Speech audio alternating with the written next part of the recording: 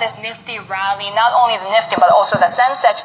And the fact that the Nifty was not able to hold on to the gains, well, we have to wait another 2 years to see that 10,000 level being maintained higher. Good morning. I think Nifty pretty much crosses the 10,000 mark pretty soon. It's a matter of time. And one needs to also look at the fact that if you rewind back over the last 3 years, the CAGR returns in the Indian markets has been about 6 or 7%. So against that backdrop, while the market is up 20% year to date in 2017, it is not an overheated market. At least if you take a look at the function EA-GO on the Bloomberg and you go into the Nifty, you can see some of the companies that have reported this quarter. We are seeing a slightly more positive sales and earnings surprise. Although it looks like earnings are coming in better, given the valuations have just soared in the last 12 months, would you say that this is justified?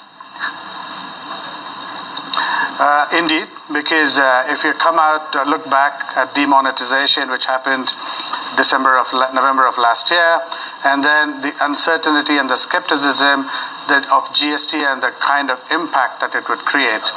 So this led analysts to revise down their earnings estimates, and which turned out to be way too pessimistic.